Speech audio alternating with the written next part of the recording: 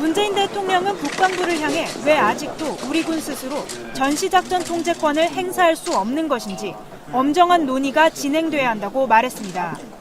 또한 우리 독자적 작전 능력에 대해서도 아직 때가 이르고 충분하지 않다고 하면 어떻게 군을 신뢰하겠느냐고 지적하기도 했습니다. 그러면서 우리 군의 강력한 구조개혁을 주문했습니다. 북한이 선을 넘는 도발을 하거나 수도권을 공격해올 경우에 즉각 공세적 작전으로 전환할 수 있도록 현대전에 맞는 군 구조 개혁을 문 대통령은 킬체인과 한국형 미사일 방어체계, 한국형 대량응징 보복체계 등 역점을 두고 있는 삼축체계를 언제까지 어떻게 구축할 것인지도 구체적인 계획을 세워달라고 강조했습니다. 사실상 전시작전권 환수 이후까지 내다보고 우리 군의 방위 역량을 높일 획기적인 대책을 주문한 것이란 해석도 나옵니다. 국방부는 한국군이 주도하는 공세적 전쟁 수행 개념을 정립하고 한국형 삼축체계를 조기에 구축하겠다고 강조했습니다. 대한민국 군대들 지금까지 뭐 했노 이게.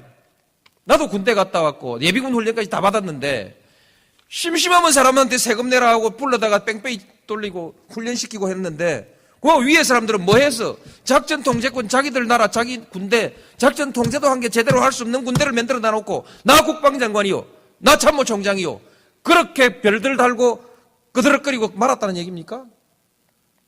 그래서 작동권 회수하면 안 된다고 줄줄이 모여가가지고 성명 내고 자기들의 직무유기 아닙니까?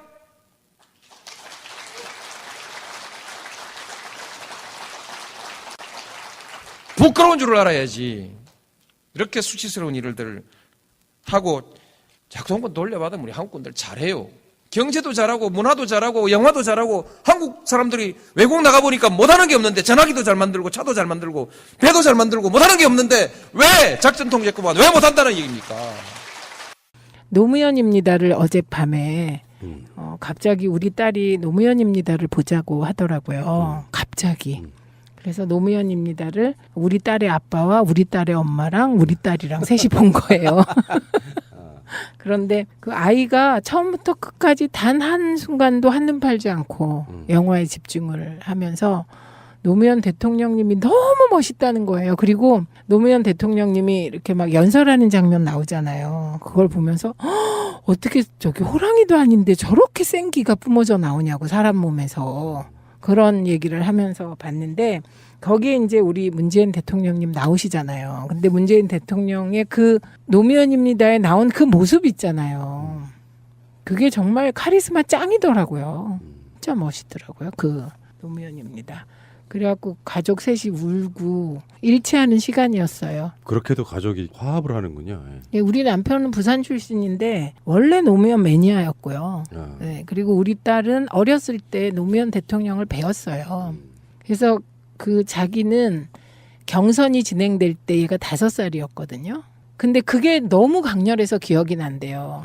저하고 민원연에서 일하던 이모들이 막 그 가슴 졸이는 게 너무 강렬해서 얘한테 잊혀지질 않는데요. 그래갖고 제가 노무현 대통령 그 개표 진행되는데 도저히 못 참겠다 그러면서 광화문에 나가야 되겠다고 그러면서 자기를 들쳐업고 광화문에 나가서 그 광화문 내거리에서 이제 저희가 마지막 그 발표를 봤거든요.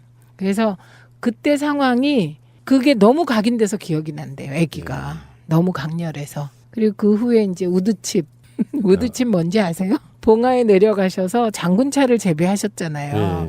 근데 그 장군차를 재배하는데 우드칩을 뿌렸어요. 그래갖고 대통령님을 만나려면 우드칩을 2포대를 뿌려야 만나요. 그러면서 제가 싫어 나는 그냥 만날 거야. 그렇게 실무자한테 얘기했더니 안 됩니다. 그러면서 우드칩 뿌리고 오래요. 그래갖고 딸하고 같이 우드칩을 2포대를 뿌렸는데 얘가 2포대를 뿌리고 너무 힘들어가지고요. 기진맥진 해갖고 도저히 더 이상 아무것도 못하겠다고. 그래갖고 잠깐 대통령님과 사진 찍고 온 사건.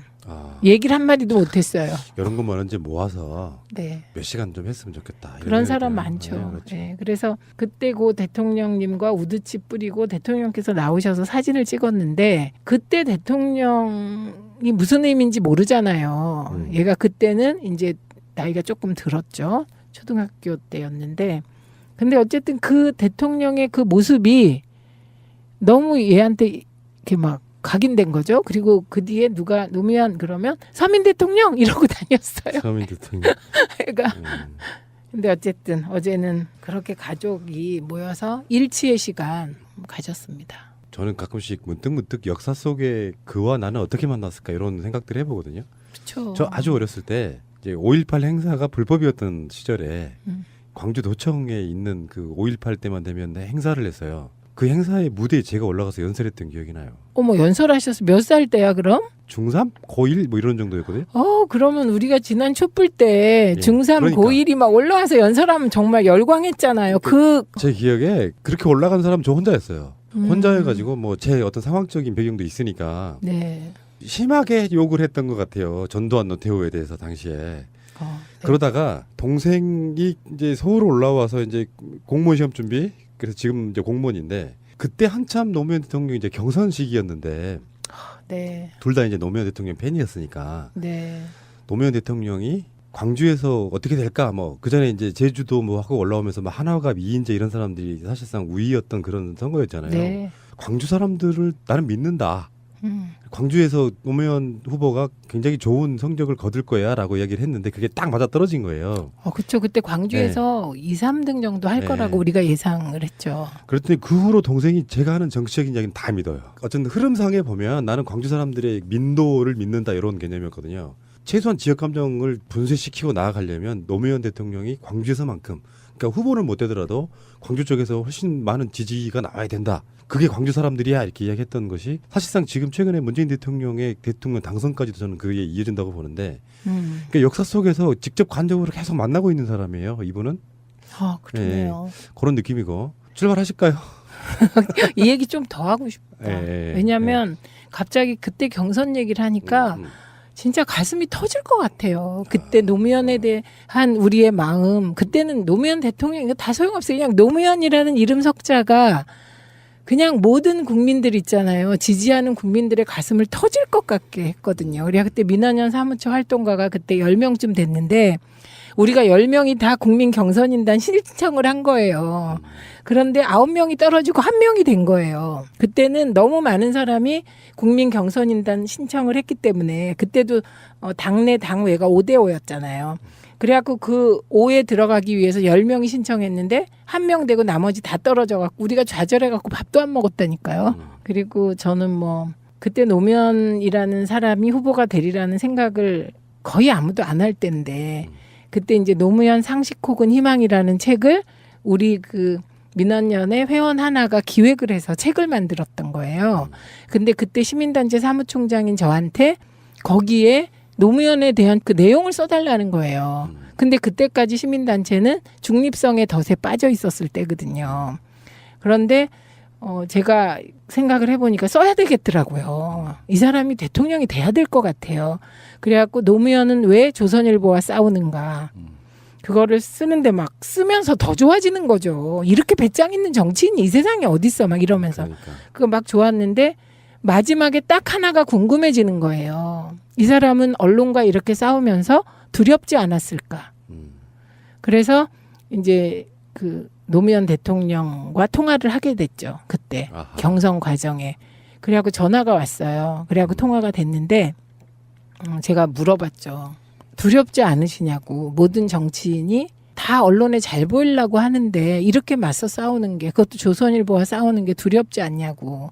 그랬더니 그때 대통령께서 최민희 총장은 아예 그 안티조선 운동을 하면서 맞짱 뜨지 않습니까? 이렇게 얘기를 하시고는 두렵다고 얘기하셨어요.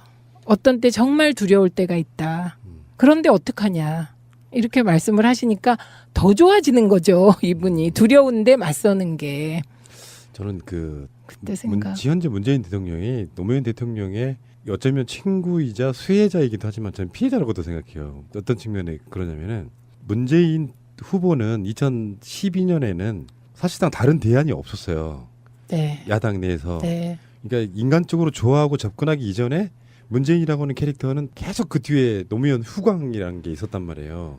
네. 그러다 보니까 노무현 대통령하고 다른 지점 때문에 좀 유약해 보이는 그런 이미지들이 좀 있었던 게 사실이에요. 그러니까 세상에는 어떤 고정된 이미지가 있고 그 고정된 이미지와 또 다른 스타일의 사람이 있는데 그걸 처음에는 인정을 못했던 거라고 생각이 들거든요. 그런 것들이 이제 문재인이라고 하는 캐릭터가 이번 대선까지도 그게 이어졌다고 봐요. 그러니까 예를 들면 문재인 뭐 박스권이라든지 확장성이 없다라든지 이런 것들이 그렇게 이어지다가 실제로 문재인 대통령을 좋아하게 된 사람들은 취임 이후에 보여주는 모습이 아 이런 유형의 리더십도 있구나라고 느낀 것 같아요. 그러니까 수혜자이기도 하지만 어떤 면에서 보면 노무현 대통령처럼 진짜 부산 사나이 화끈하게 지를 땐 지르고 막 맞서 싸울 땐 싸우고 이런 측면이 문재인 대통령의 경험상에 비춰봤을 때 실제로 개혁에 도움이 안 된다고 느꼈던 것 같아요. 그러니까 완전 다른 이미지로 다른 색깔로 가고 있는 거잖아요. 그렇죠. 네. 예, 그게 시대적인 상황이 지도자의 성격을 규정하는 면이 있는 거예요. 노무현 대통령님은 그 시대 상황이 그렇게 맞서야 되는 시대 상황이었어요. 그리고 노무현입니다 보면 마치 이회창이 여당 후보 같고요.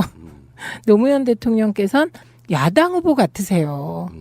그 연설하는 패턴이나 이런 것도. 그래서 그 시대 상황이 달라졌다. 그리고 이제 노무현 대통령이 그런 강렬한 카리스마를 경험한 국민들, 그 이후에 이명박 박근혜 정부에서 벌여진 그 정말 그 보수의 피곤함을 다 겪은 분들은 사실은 그런 강렬한 카리스마는 가슴속에 묻어두고 현실에선 안 바랬을 수도 있어요. 예. 예, 그래서 노무현 대통령은 사랑하고 김대중 대통령은 존경하고 인이하고는 같이 논다, 같이 간다 지금 이런 거 아니에요?